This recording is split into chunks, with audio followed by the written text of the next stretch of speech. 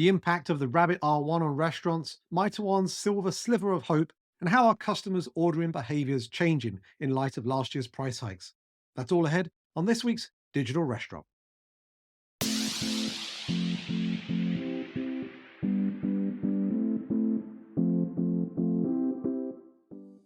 The digital restaurant works like this. We're going to ask each other 5 questions about headlines that affect the worlds of restaurants, off-premise, and technology, but in some way tie back to our book series, Delivering the Digital Restaurant. Are you ready? Let's go.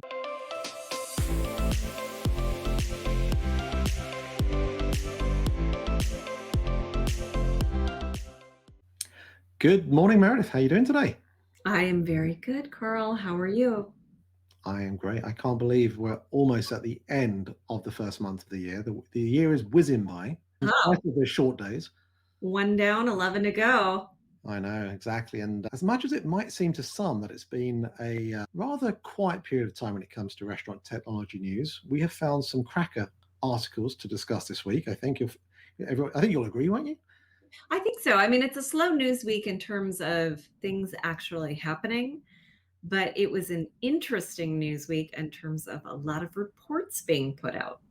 Absolutely. Well, let's get on with the first question. I believe the first one you're going to help us understand is the Touch Bistro report that came out that covered a number of things, including customer ordering behaviors. Touch Bistro put out a report which FSR magazine helpfully broke down in an article. Touch Bistro interviewed about 600 different full service restaurant owners, GMs, folks like that, and got some good detail from them. They do this every year. And so they were also able to compare year over year what's changing in the full service restaurant industry. One of the things we're most interested in is what's going on with delivery in full service restaurants. 20% this year, which is down from 22% in 2022, and takeout still at 18%. That's a whopping 38% of sales that are off premise. And remember, these are full service restaurants. So that's a pretty interesting statement.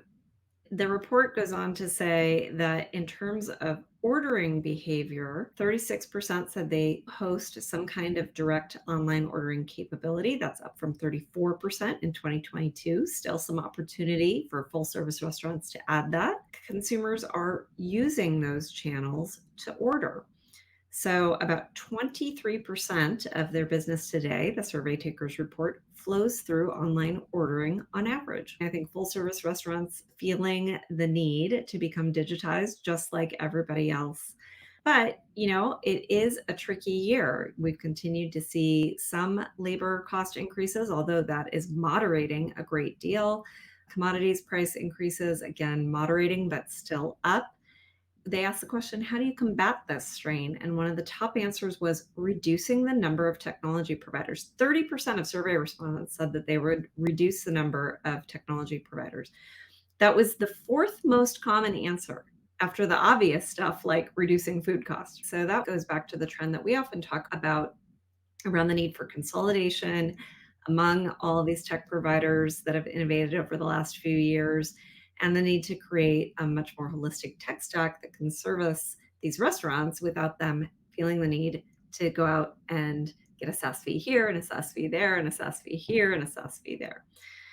At the same time, many of these restaurants, in fact, 46% of them said the top step they are taking to increase revenue is to add more off premise ordering options.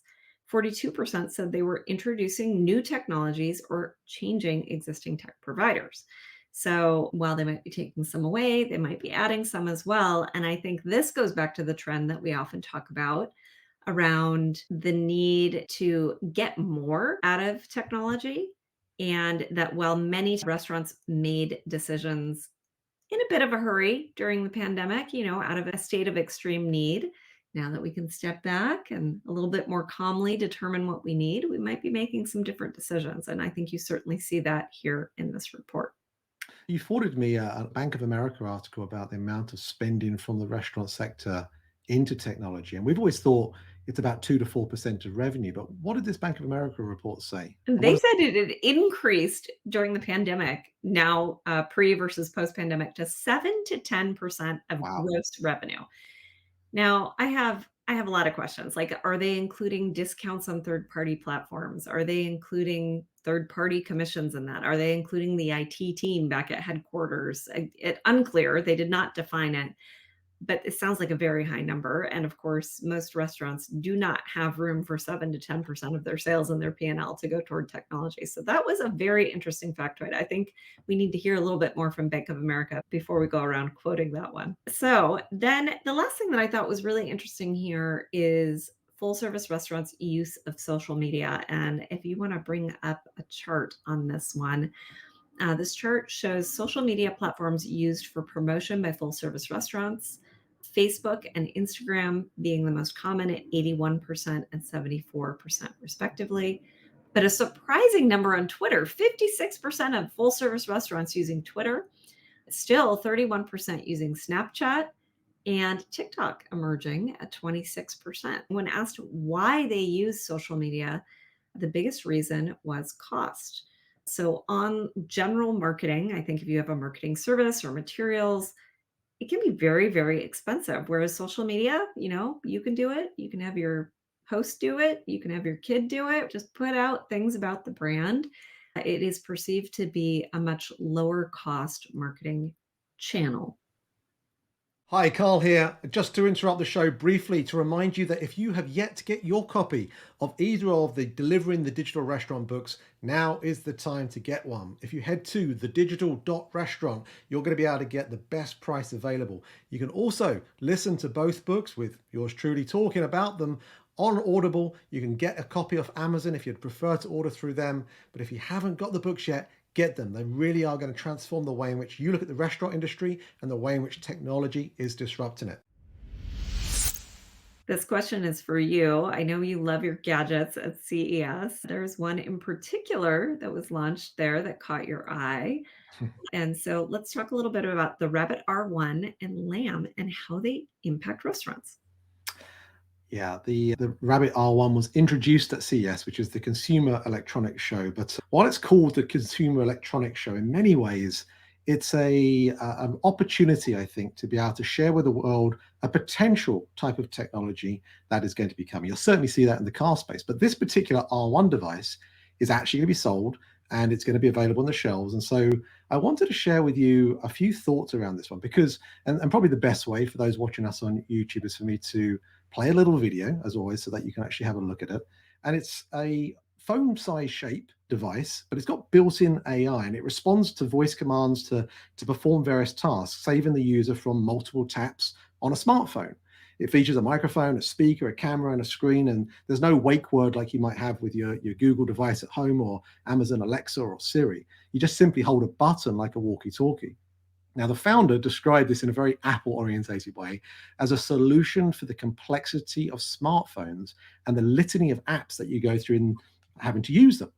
The functionality is advanced, if you will, because without you having to find it on your phone, without having to maybe re-download the app or go through the steps of the process of the particular function of that app, the R1 does it all for you. So that's far simpler if you feel like you can just talk to what you want, as if you were speaking to your own personal assistant.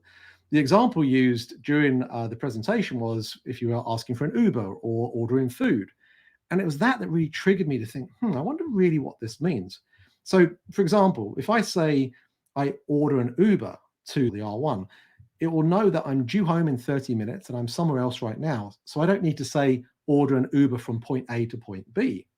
Imagine what this could do in a food and restaurant context.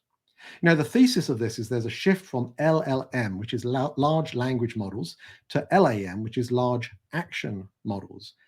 And I think that's particularly what I'd like to explore because I think it gives us a vignette of a potential future for AI and how it impacts our space, particularly in two areas, how we order food and also how we manage restaurants.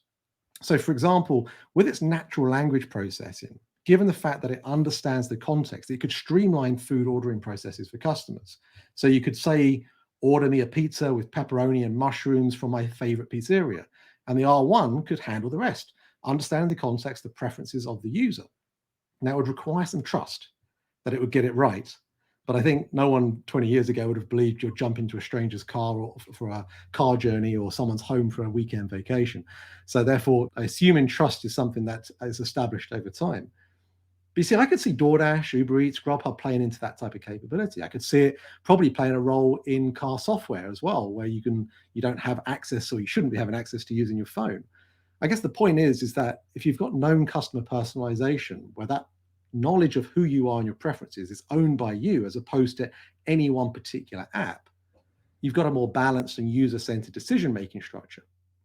On the restaurant management side, I see a function in what we described in our second book, The Path to Digital Maturity, right at the end in the holistic technology chapter, where we talk about this interdependently connected web of functionality that can best assimilate data in the moment and provide a recommended course of action. That could apply to things like inventory reordering, team scheduling, weather adjusted volume demand, or revenue management.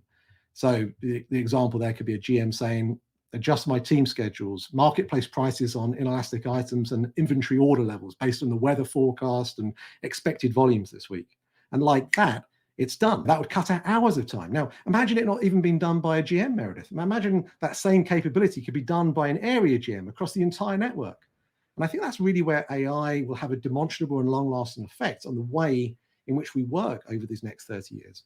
Now, of course, there's going to be a long period of bedding in trust and the systemic capability, but that will come. So I'm not particularly bullish on the R1 itself. I can't see people need another device in their pocket, but it does raise an interesting thought that while the Apple phones are what, $700, $800, this device is something like $200. And so how much do we really use our phones for phoning someone? I know you do, you like to have a phone call, but a lot of us use the apps, right, that exist on them.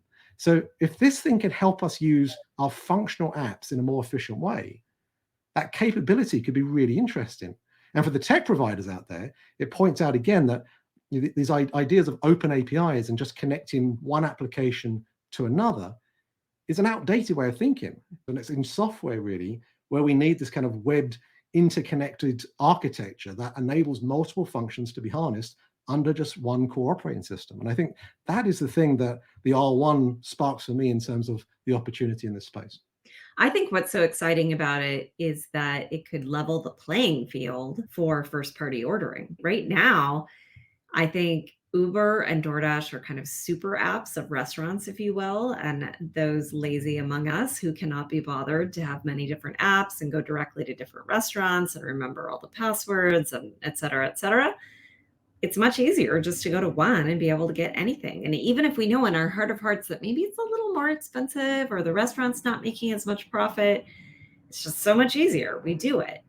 And then maybe we make room for a few more apps on our phone for the restaurants that we go to most frequently. But then everyone else, we can't be bothered, right? And if the Rabbit could make it so that I could order directly from any restaurant, regardless of how often I go there, does that then replace my desire to have something like DoorDash or Uber? That sounds really exciting. But it does, of course, raise for me the question, what exactly is the economic model of this Rabbit? How do they charge? And do they become a super app?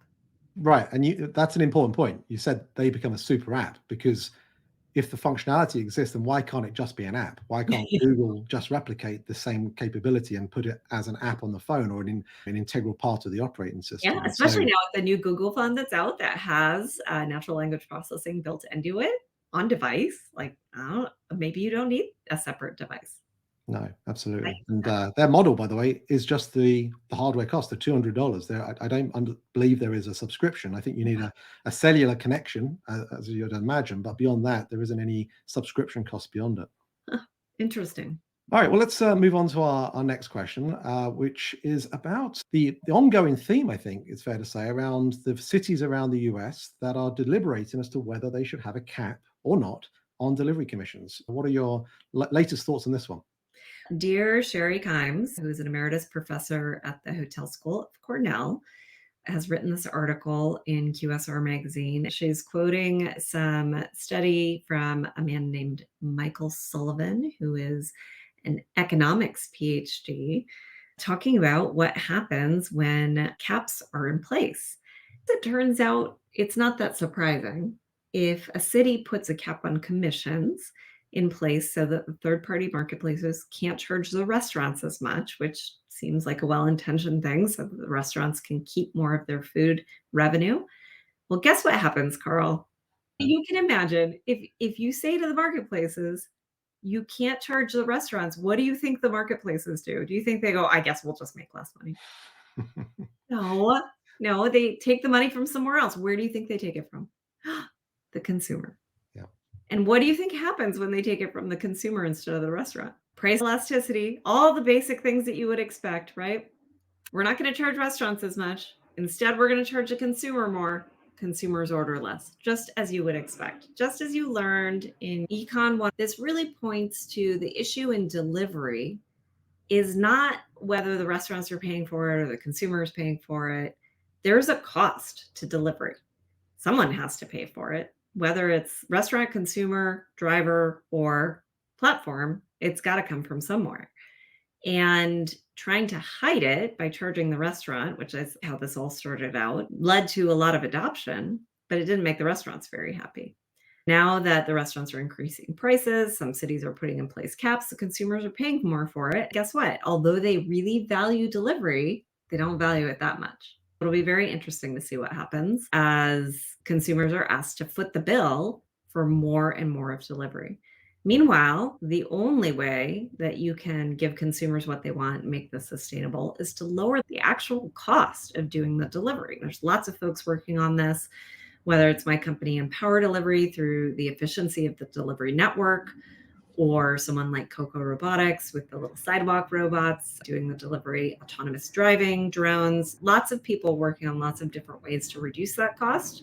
I bet when you find a way to reduce the cost and give something to consumers that they want, they're going to want a lot of it.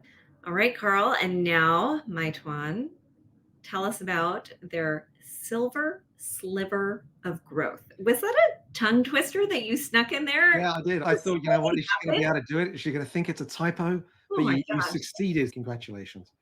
And it's all gonna make sense, I promise you. We haven't spoken about the giant marketplace in China called Meituan for a while, have we? And of course, it's a beast of an organization, benefits, as we talked about in our first book, from the low cost of labor that exists over in China, and certainly a more digitally forward society and an environment where the food delivered is actually cheaper than the food in restaurants, which is Which is how arguably it should be, right? If well, you think about it, a restaurant is an experience with all these people and really nice real estate and a build out. That should cost more, right? that's why we talked about it in the first book, to say, look, when all these things start to fall in place, then actually you get to a point where the ecosystem really does make sense for all parties. One might argue it perhaps still doesn't work for labor, but with the concentration and appetite for food delivery, if people are delivering many different trips per hour, then indeed perhaps it does work out. Now, when we first wrote about them, they were seeing something like about $180 billion of revenue back in 2021. And of course, the pandemic was a big part behind that. But their shares have dropped 80% since that peak back in 21. And why is that? Well, a number of things. Consumer spending has dropped given the wider economic challenges over there. But they've also had a bit of a competitive threat from the company behind TikTok. Douyin, I think is their name, and they're the name of the company that represent TikTok in China. But Douyin has expanded their food delivery to 30 major cities, and now they've got 750 million daily active users using the TikTok functionality on a regular basis. And of course, what do we always say, Meredith? We say, be where your customers are at, right? And if your customers are on apps like TikTok, and occasionally they can use that same app to be able to easily order food, you can see why Meituan see this as a particular challenge. Now, don't get me wrong, Meituan still have a 70% market share, so they're not necessarily in dire straits, but they're not resting on their laurels either.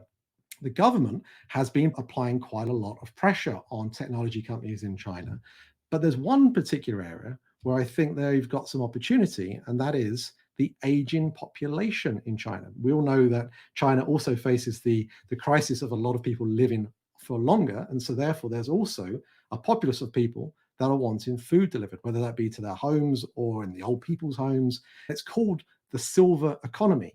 So it's how the government over there is trying to support the silver economy with food delivery. Now, Meituan is fortunate because Douyin, if that's how you say it, have quite a large proportion of users out of that 750 million base that are younger. Whereas because most of Meituan's transactions are done through the Tencent chat feature, which is WeChat, they've got something like 120 million users that are between the ages of 55 and 70.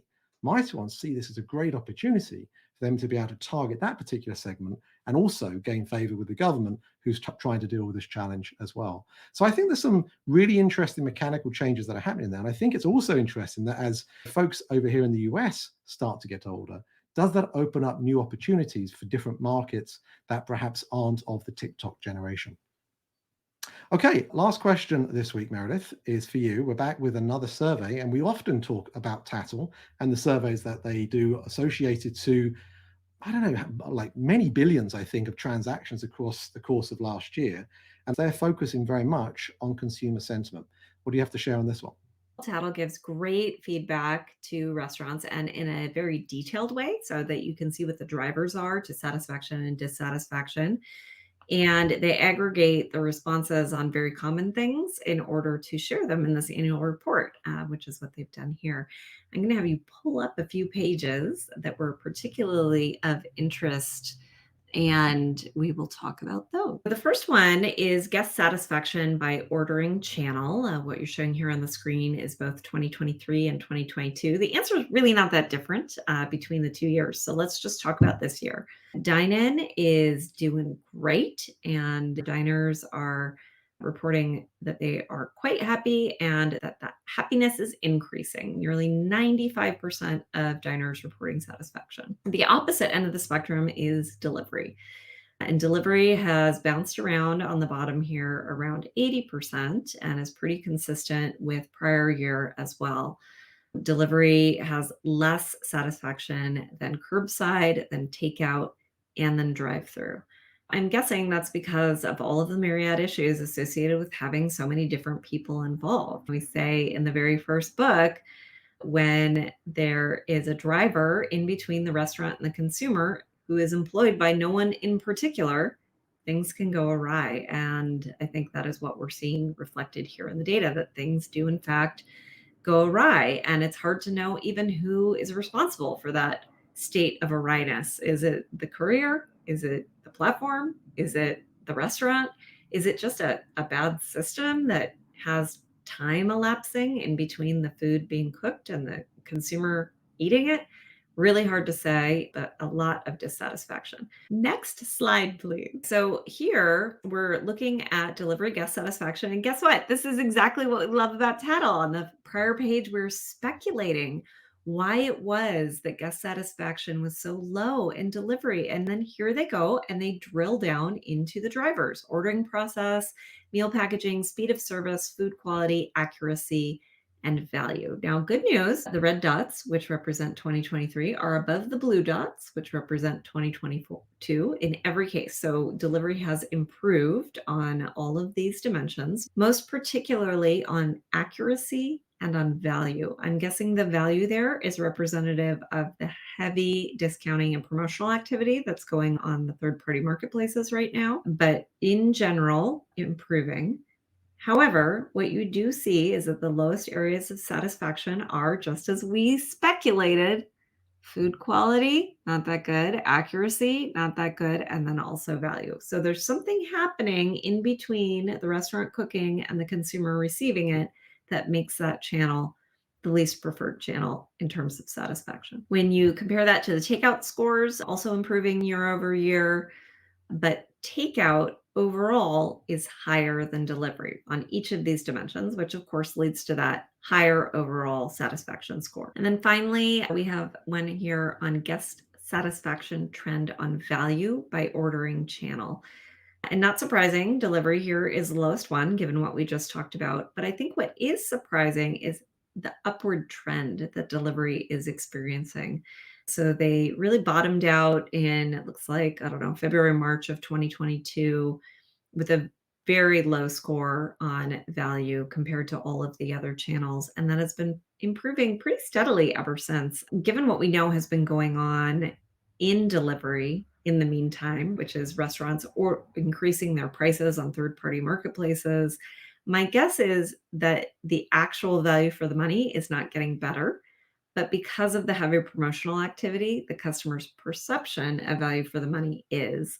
We also know that most of the orders on DoorDash are Dash Pass and on Uber are Uber One. They, of course, pay less because they're getting free delivery and probably forget about the subscription price that they've paid. So big improvement here from delivery, which I think will be very healthy for folks like Uber and DoorDash, but still underperforming compared to other channels. Just a reminder, value is not about absolute price. Value is about what you get for what you pay. And so consumers generally say when you ask them that the convenience of delivery is incredibly valuable. It's not just the food, it's also the convenience. And I think what we're seeing here is the what you get for what you pay equation in that particular channel. Even though convenience is valued, it's not valued enough to make up for the price that is charged. Those promotions are making it a little bit more palatable so that that channel is starting to be seen as a little bit more value. Yeah, interesting stuff. It's definitely worth going to Tattle's website and downloading that. We'll put the link below for you to check out, because I suspect you could have spent half an hour talking through that one as well, right? There's plenty of good data points in there. Probably. You know how I love my data. All right. Well, look, that is it for this week's Digital Restaurant. As always, thank you for joining us. We always appreciate you joining us here every couple of Mondays. If you have any questions, any thoughts about what we've discussed today, whether you're going to be getting an R1 yourself to try out this LAM model, or whether you agree with some of the sentiments that Meredith has shared today from both the Touch Bistro and the Tattle reports, please leave your comments below. But until next time, thanks for listening. The Digital Restaurant Podcast is available for you to follow and subscribe wherever you listen to your podcasts. Watch us, rate us, and subscribe to The Digital Restaurant on YouTube, and follow along on all our social media digital restaurant channels. Thanks for listening.